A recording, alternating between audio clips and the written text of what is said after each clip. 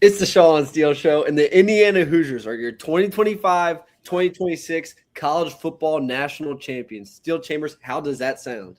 Doesn't sound right, man.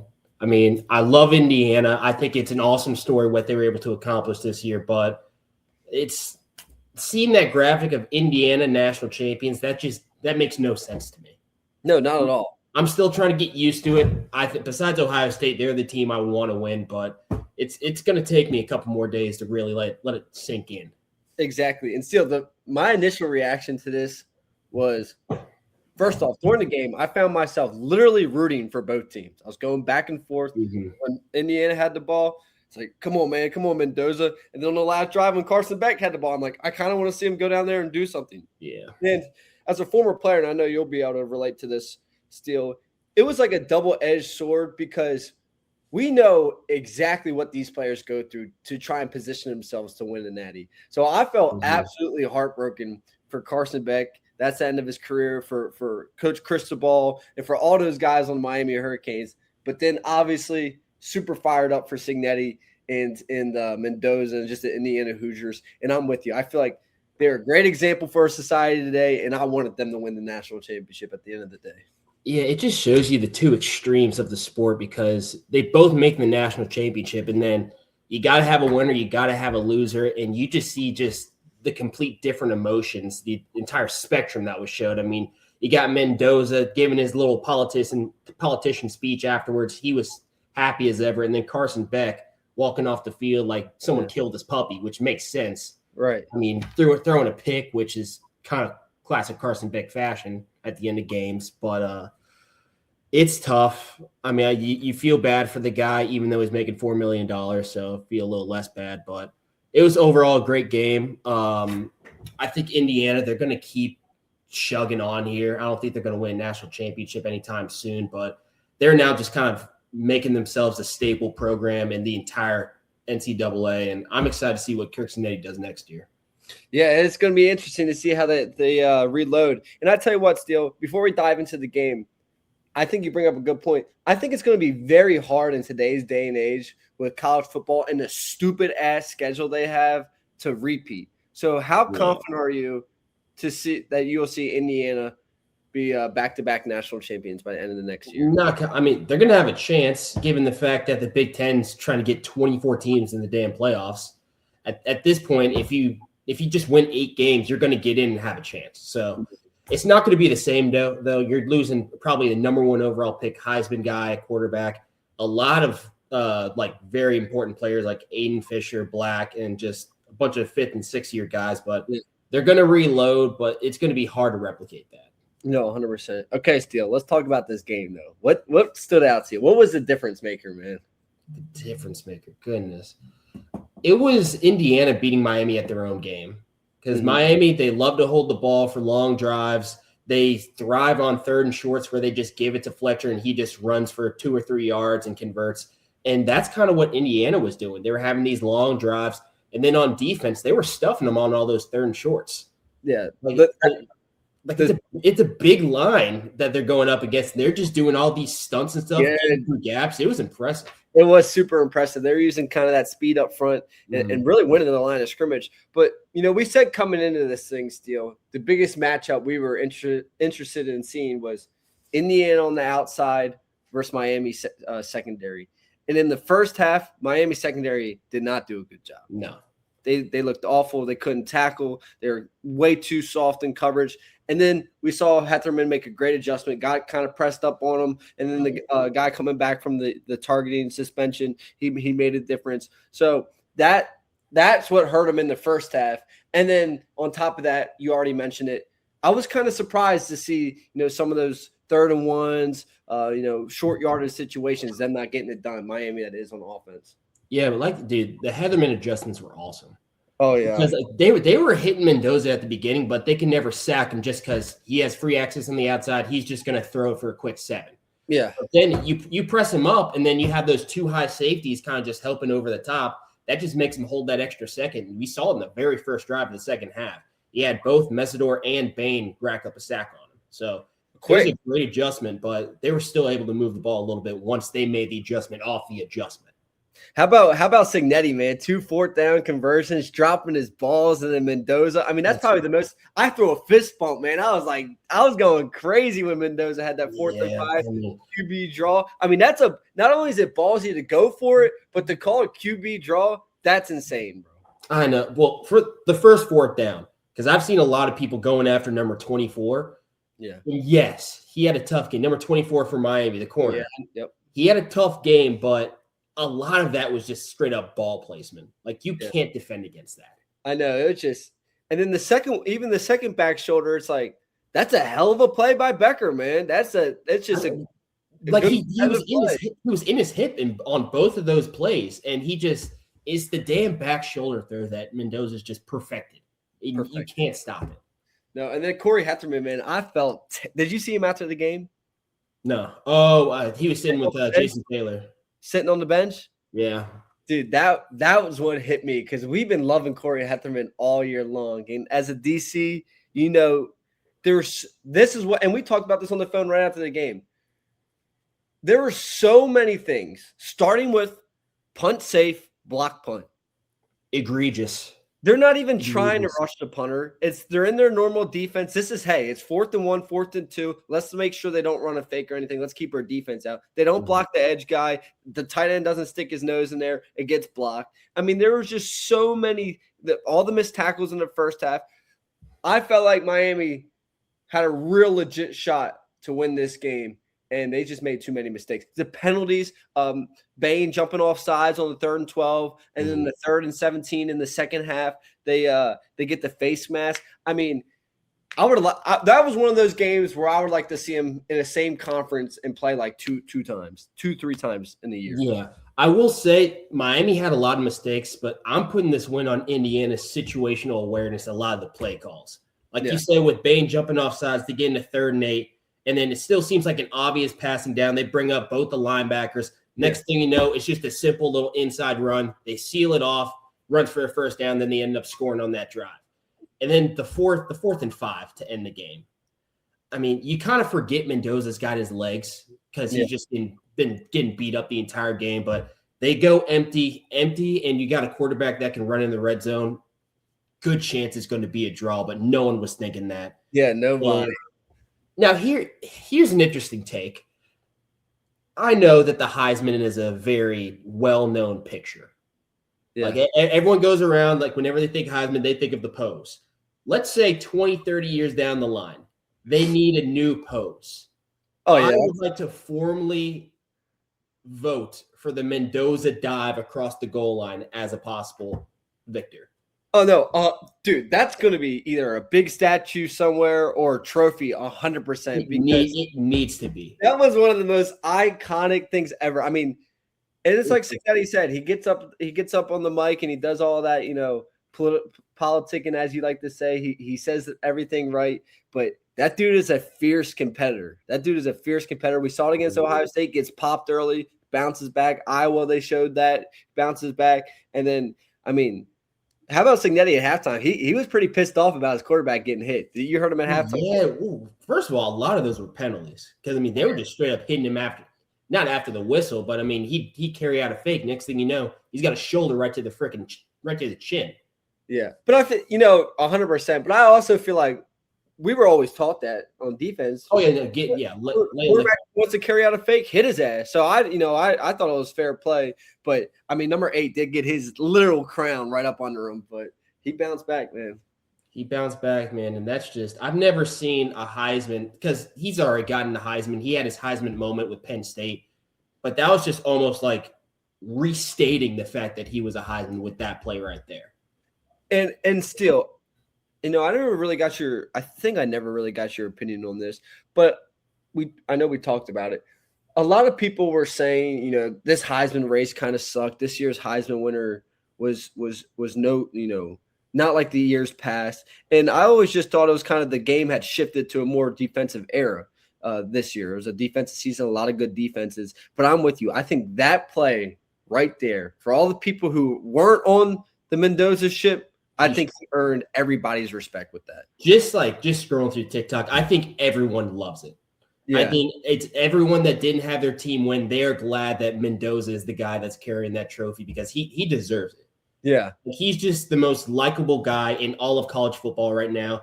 Does everything right. Great player. He's going to make a great NFL franchise quarterback. And it's just like, you can't hate on him. You can't. I mean, he's just a sweetheart. Yeah. And did you see him call Tim Tebow Mr. Tebow? Seriously. Yeah. It just popped up on SportsCenter. Let me see if I can find it while I'm talking. But anyway, they're like interviewing him after in the game. Like this is way after, like one of those late interviews. And they asked what Tim Tebow, because they're talking about, the faith and everything. Mm-hmm. And he's like, well, Mr. Tebow. And Tim Tebow tweeted, he's like, please do not call me Mr. Tebow. I got it. Okay, not like intensity or anything, but he gives off Tebow vibes as far as just.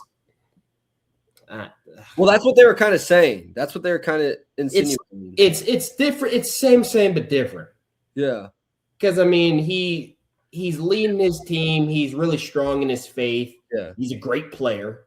Now, he's no Tim Tebow. I think that's the best college football player of all time. Number 15. They wear number 15, man. Number 15. That's a close comparison in my mind. You ready for this? Yeah, give it to me. Oh, Mr. Tebow and a lot of other mentors yesterday and early today, because Mr. Tebow played in 2 national championships. He has that experience. You can call him Tim. Yeah, Tim. And then Tim just said, "Come on, man. ... Mr. Tebow is my dad, but big congratulations." I'm telling you, man, this guy. I mean, teams are going to fall in love with him. Oh yeah, well, you saw Brady and all the Raiders owners and managers and stuff were there. He's definitely going to get taken number 1, don't you think? Yeah, I mean, his only competition really was Dante Moore, and now he's going back. Yeah, so I can't believe Ty Simpson's leaving. But you know what I loved after the game? Signetti, the first thing that comes out of his mouth is like, "Well, the offensive line couldn't protect them. They're letting him get the shit beat out of him back there." Every time he had a mic in his face, he laid out the entire game plan, everything that happened. Oh yeah, every single time. He never had just like any thought. He's just always thinking about like, how can we get better, even though the game's over, the season's over. Yeah, the season's still thinking about that. He said he's taking a 1-day break and getting back to work. Probably had a beer last night, going right back to the office tomorrow or today. Or want that? Yeah, want that? No, he says 1,000%. Now here's a question: What are your thoughts on like the team that lost, like staying on the field afterwards? I think it's getting to a point where people are just trying to do it for pictures, and it's almost too much. I think you can tell. Like, I'm with you, Steele, but I think you can tell like when a player is just doing it to be weird and get attention, and when like when you see Hetterman and Taylor and those guys just sitting on the bench, like you can see that they're truly, and Cristobal, like you can just see they're truly sick to their stomachs. Like they're just sick to their stomachs.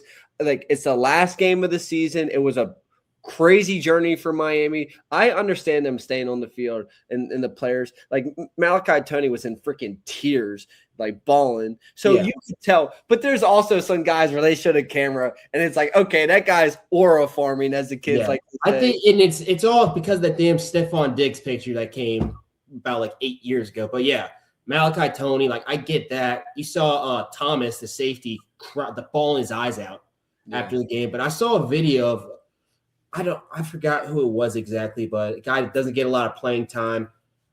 I'm pretty sure he saw the camera that was like, it was an end zone view. He walked in front of it, like posed and everything with all the confetti walking down and like the Indiana guys celebrating like in front of him. I'm 100% positive he was doing that just to get a picture. Listen, the guys got to get their airtime any way they can, man. They got to No, I'm with you. I don't like it, man. I'm one of those guys. I just run right off the field, man. I just run. I ran. What about Georgia? What do you guys lost to Georgia?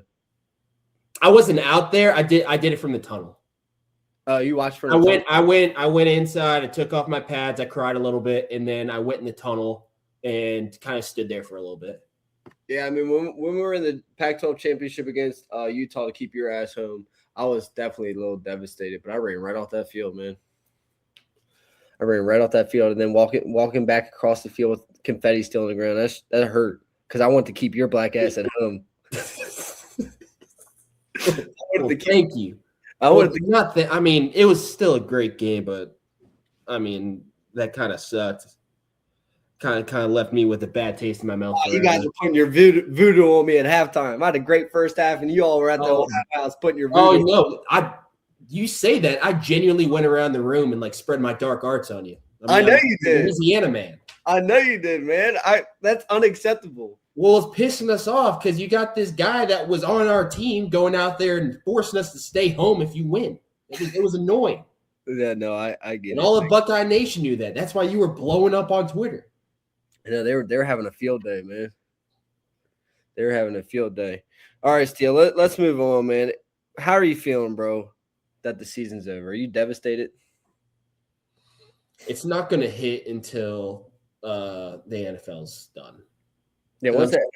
I'm still looking ahead to the AFC and NFC title games, and then of course the Super Bowl. But after that, we got a while till we're back. I know, but luckily it will be busy in the spring and the summer, so we only have to push through these winter months. Yeah, we'll be busy, and then by the time we're done doing all the shit we're doing, season will be rolling. That's true. But I mean, how long is it going to be? 6 months? 6-7 months. We're done with that, man. We're done with it. It's time for a new thing. It's time to move on. Yeah, I don't know where you are on TikTok, but I'm on the Hezzy thing. What's the Hezzy thing? How do I explain this? You got a bunch of food in front of you. Yeah. Let's say I got a burger, a fry, and like a milkshake right there. Right. There's this Hezzy song that plays. You fake out what you're going to eat. Maybe I'm going to get the burger, the fry, the milkshake. Next thing you know, I got a hot dog coming right in my face, and I eat it. Okay. I get it. It's so hard to explain these trends. You're always on the weird side of stuff, man. You're always on the weird side of the memes and everything. It's dogs, football, and then Marvel shit. Yeah, Marvel. Okay, Steele. College football. Give me one memory from this season. One memory from this season. The Cooper toe tap against Penn State. Okay. That's whenever I was at the bachelor party with my buddy. We were all sitting around watching outside on the porch, and that was one of the best plays ever. I would say Oregon's win on the road in that whiteout was pretty electric. That was a good one. Jeez. God, dude, that feels like so long ago. That was a good one. And then Ohio State finally getting their redemption for you. Oh, of course. That was great. Okay. Any last things on Indiana college football?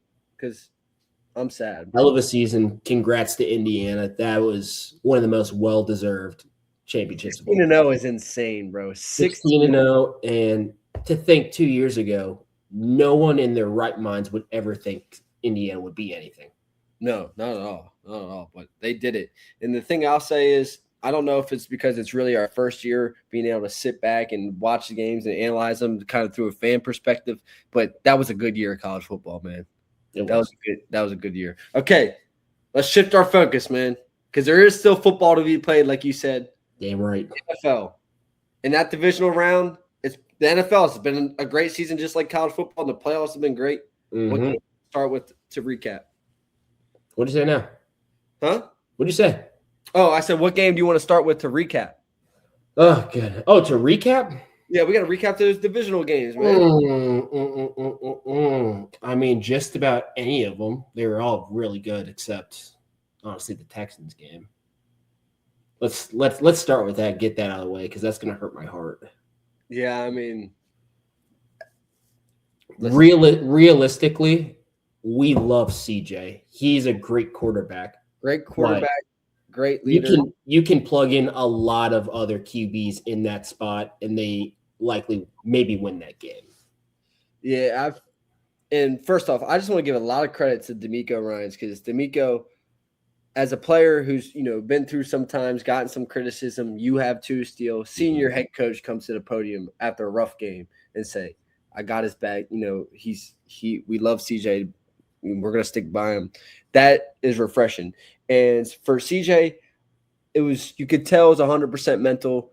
He at the beginning of the games, you could see he was trying to fight through it and win that mental battle. But I just think he lost some confidence and unfortunately, you're right, Steele. I think they could have had Carson Beck at quarterback. All right, dude, come on. Come on, man. Don't throw dirt on my wound here. No, I'm not. That's too far. That's too far. But yeah, like it's just the turnovers. You can't win a playoff game with those turnovers. And let's just talk about it if we were on that defense. What do you think that Houston's Texans defense is saying? Internally, they're pissed off. Yeah. Because you got the entire defense was playing awesome. Tommy Togiai had a coming out party. Yeah. Playing like I've never seen him play before. I mean, he goes from being a practice player on the Browns last year, or the Texans, I think, last year, to now he's looking like almost a Pro Bowl interior lineman. Oh, 100%. And then you have all that happen, but your offense just isn't helping you whatsoever. And they're turning it right back over whenever you give it to them. And they're not moving the ball downfield. The Patriots end up having solid field position a couple times. And it's, I don't know, man. Like, of course, you could see in their culture that they're going to stick by CJ. You saw Will Anderson Jr. talk about he's still one of the best quarterbacks in the entire NFL. But it's hard as a defense whenever the offense doesn't help. But. Yeah, 100%. And the truth is, man, when it comes to talent-wise and being able to throw the football, he is definitely one of the best. Seen it firsthand, dude. Yeah, he's one of the best, without a doubt. I remember when we were at Ohio State when Fields was there. Mm-hmm. You ask all those receivers, they want – you know who they want to throw the deep ball to them is C.J. Stroud. I mean, I remember being with Jamison Williams and Garrett Wilson, and they say nobody throws a deep ball like C.J. Stroud does. So he is – and we've seen it in the NFL. It's not like he's proven he can do it. So it's 100% up here, and I know that's why he leans heavy on his faith, and hopefully – that's just one of those things where he can get over it, fight through it. I mean, that's the toughest battle with sports, and bounce back next season. But they're going to need him because they still have a lot of people coming back. That team will be right in the same situation next year, I imagine. Yeah, and again, he has all the talent in the world. I mean, I cannot tell you how many times I would be covering an over route, and he throws it maybe an inch above my finger. And, like, it's a scripted play. I know it's coming. Everyone knows it's coming. But at the same time, he somehow puts it in the window where only his guy can get it. So the arm talent is not the problem. It's more decision-making and just not making stupid turnovers, and that's all mental. So if he fixes that, dude, he's going to be right on track to do good. No, 1,000%. Okay, what about Drake May and the New England Patriots? Can they win a Super Bowl? Drake May? Okay, Drake May. Can Drake May and the New England Patriots win the Super Bowl? Absolutely. They're still in it. I don't think they will. Yeah. Do you think they'll win the Super Bowl? No. Why not? I think there's a turret gun on the other side in the NFC. The Seahawks? The Seahawks. Yeah, okay. All right, so Drake May, he's got to protect the ball. He knows that. New England, I like their defense. I like Mike Rabel. We'll see what happens. Okay, let's stay on the AFC. Let's stay on the AFC because this game. I've changed my mind about it. Okay, the Bills and the Broncos. Steele, go ahead. Let's hear it. Oh, I was thinking ahead to Patriots Broncos. Yeah, okay. Bills Broncos. That hurt my heart. Seeing Josh Allen like that after the game, that genuinely hurt me as a human being and football player. But you can't make those turnovers. And I somewhat give him a pass because he's Josh Allen. Like, you kind of have to take the good with the bad. He's going to do that a couple times, but the next thing you know, he's scrambling for 50 yards and a touchdown. So he plays the way he plays. Sometimes that leads to turnovers. Sometimes that leads to highlight plays. That game, it was turnovers. Yeah. But, I mean, the Broncos just this playoffs alone, it was Josh Allen single-handedly carried them to beat the Jags. And then that same kind of style of play really, really hurt his team for the Bills. Was that interception steal or completion by in overtime? Oh, don't you dare say what I think you're gonna say. Oh my God. I thought it was an interception, and I keep seeing these little still shots, and it kind of looks like a catch. Steele, it's an interception. First off, it's easy to slow it down frame by frame, but before he puts his knee on the ground, he's got both hands clearly on the ball as well. All I know, no matter what happened, whatever was called on the field before they reviewed it, that was going to be what was going to stand. No, there's no way you could overturn that because that was as bang bang as it gets. I mean, this game, you want to talk about heartbreaking. So you have that play. Then you have the questionable PI calls, which they were pretty questionable. I don't know the first one, that was not a PI, but they also had a roughing the passer, but which was still a spot foul. The second one was a pass interference. On White? Yes. It was close. I don't think the second one where Bo Nix lobbed it. Yeah, and that was a PI. I felt bad for White though, because I'm a DB. I'm always no, dude. That's as soon as I saw lob it, I was like, oh fuck! Like it's going to be a short throw. He's going to run it to the receiver. That's such a bad beat. I know, and then so then they kicked the field goal, game winners, and the Broncos.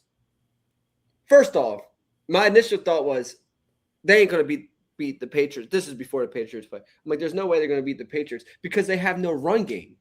No, they can't control the game. I've been seeing stuff about JK possibly coming back. I don't think that's possible. Didn't he have like a serious injury? Yeah, but I think they need him because Harvey's a good player too. Though they have no run game, and when they got up, they didn't capitalize on turnovers. And when they got up, they didn't do enough in the run game to control the game and get out of there with a W. They almost blew it. So I'm like, they're going to lose anyway. But now. So I'm sitting back. I'm like, pumped for Denver. I'm pumped for the Broncos. But then I get the news like 40 minutes after the game that Bo Nix broke his ankle. He's out. I'm like, dang. Jared Sims coming. This thing's cooked. But then I see Sean Payton comes to the mic. Mm-hmm. And he says, just wait and see. Or what he said, he was like, we know what we got in this building. And he's got me sold. He's got me sold. I think Stiddy's going to come out there and do well. And I want to see Denver win. Still old Stiddy. You're on this Stiddy train? Yeah, Stiddy train. Yeah, because at first I thought it was just talk like his coaches, of course, like hyping him up. He's about to make a huge start for him. And then like you kind of go back, you realize he was in a free agent year and they signed him again. Yeah. So in his mind, he's the backup that they want in the game. And now it's gotten to that point and he's got his guy. And apparently when he was a free agent, a lot of teams wanted him. Yeah. Like a lot of coaches have spoken, like Rabel spoke highly. Like a lot of these coaches have spoken highly of him. Yeah, so given the situation, of course, it sucks that Bo Nix is out. You want him to be your guy in the freaking AFC Championship game. But if he had to lean on a backup, at least you're leaning on a guy that the coach and it seems like the entire team trusts. So there's got to be something there. And then did you see Nick Foles? What's Big Dick Nick got to say about that? Big Dick Nick came out and said, listen, for all you Broncos fans, if you're worried, remember the Patriots don't do well against backup quarterbacks. And posted a picture of him winning the Super Bowl. That's Nick Foles, though. That's a legend right there. Dude, he's cemented himself in freaking Philadelphia lore. City's got the same opportunity. But we'll wait to do the full preview because we'll do that on Thursday. We got to have something to talk about. Okay, moving on to the NFC. We'll get this one out of the way. The Seahawks beat the shit out of the 49ers. Didn't you say 49? You said the 49ers were going to win this one. Okay, Steele. There's been times in the past where you messed up. Yeah, but not like this. And you didn't bring, and I didn't like that. I didn't bring it up. I didn't bring it up to discredit you. If it was a 14-point game, if it was a 14-point game, I wouldn't have said a word. But that's the fact you said the 49ers were going to win and they lost by 80. I got to say something. Rashid Shaheed takes it to the house and I open the play. I'm like, yeah, this thing's done. Yeah, kicker thinks he's a damn soccer player, tries to take his feet out. Do you think they coached him to do that? Because it's like either you get a penalty or you get him down. I don't think so. It doesn't just like roll out there. Just like you can just lay down and like make a better attempt. It pissed me off seeing him try to slide tackle. That was bad. That was bad. That was really bad. But he didn't get him down. But still, Seattle Seahawks. What do you think? It's a little different now. Charbonnet's out. That just kind of takes away that two-headed monster, even though K9's still a great back. But overall, their defense, awesome. You were saying you really watched them. What makes them so good? What makes the Seattle Seahawks defense so good, Steel Chambers? It's because they stay in nickel the entire time, and they can kind of just combat any personnel that you're in. So they like being in a too high shell, which is great for eliminating explosive plays in the pass game. And then they're able to do that because they've just got ass kickers up front that double gap everything. Their linebackers are able to flow, usually don't even get touched. And then you've got a freak of nature like Imawari, whatever his last name is. Yep, that's who right. comes down as a safety, plays edge in the box, can cover. Yeah. So like they've just got a more well-improved Cam Chancellor that they can throw around everywhere. So they limit the explosives with the too high. And then they've got guys that can stop the run on the interior. So it's just like, what do you do? Yeah, it's fun to watch, and they do all the little things right. Like when their zone drops, they're zone dropping perfectly. Top down, they're rallying and tackle, they're hitting. I mean, that Seahawks defense. Seahawks defense or the Texans defense? I want to lean Texans because of their edge guys and the way they're able to get after the passer. But as a unit, I think I'm going with the dark side. Okay, that's fair. That's fair. Man, imagine if we see Seattle Patriots rematch. That would be good. You know, Seattle wants that rematch bad. I would take Seattle on that one, man. Oh, most definitely, I would take Seattle. They're nasty. They are nasty. They are. Well, the Seahawks also played the Broncos too, right? Didn't they lose to the Broncos as well? Who did the Broncos beat? They beat the brakes out of somebody in the Super Bowl. Or the Seahawks beat – no, I'm sorry. The Seahawks, you talking about a while ago? Yeah, the Seahawks. Seahawks beat the brakes out of the Broncos. Yep, the Seahawks beat the brakes out of the Broncos. Well done. Oh, yeah, that was bad. That was really, really, really, really worst Super Bowl of all time. So we might have a Super Bowl matchup, but we got to move on because I'm still riding with the Rams. I'm picking the Rams. Really? I'm going with the Rams. I'm a Sean McVay. Just like I'm a Kirby Smart believer in college football, I'm a Sean McVay believer. No, you're not. What do you mean? You're an interesting cat, man. Well, I'm going to bring it up again because you're going against your word. You just picked the Bears. No, listen. I can explain. You're right. I picked the Bears because I thought it was going to be a very, very hard game to go win. That doesn't change the fact that I'm still a Sean McVay believer. I know I rephrased it in a bad way. I phrased it in a bad way. I understand that it came off a little slimy. I understand that. I apologize. I meant to say after this game, I'm fully a Sean McVay believer, and I'm riding with the Rams the rest of the way. That's what I meant to say. Because you realize if you ride with the Rams, that means you're riding with my boy Landman. I'm riding with Landman. Yes. Okay. Thank you. He must have heard me. He must have heard me trash talk him on text to you because after that dude was out there making plays left and right. That's just who he is, man. Landman. So I'm gonna ride with them. But did you see that throw Stafford made in overtime to Devontae Adams? Mm-hmm. You saw that? It's not surprising. No, I mean, that guy's unbelievable. What did you think about this game? It was a great game. What to think of? I wanted the Bears to win. Yeah. Me too. Whenever you make one of the greatest plays, I think almost in NFL history, if they were able to win this one, like how do you not root for them? And they're at home. All the conditions are going their way. You would have loved to see them pull it out. But it's just Caleb Williams. He's just such a phenomenon. Dude, he is a hell of an athlete, man. He is a hell of an athlete. How do you go from a fading 45-yard bomb in the corner of the end zone to throwing a pick like that? I know, but Dante Moore or whatever that guy, DJ Moore, whatever his name is, he gave up. A lot of people are saying he's out. He's not going to come back because he's done that multiple times throughout the entire year. And if you really watch the breakdown, and Caleb, they asked Caleb in the press conference. Now, Caleb didn't throw him under the bus, but he was like, I was expecting him to run to the open space. He didn't. It was just a miscommunication. Like, that's what he said. He said it was a miscommunication. But, like, just in terms of IQ and just effort, that's bad. But DJ Moore. So, I would never throw it to him again if I was Caleb Williams. So. It sucks because he's so good. Yeah, he is. He is good. Oh my God. I remember I got him in fantasy a couple years ago. He got me 52 points against the Commanders. Did you do fantasy this year? No. We'll have to do fantasy next year. No, I get 2 into that, man. No, we got to do it next year. Just No, so I have someone else to beat your ass. I'm not a good person in fantasy.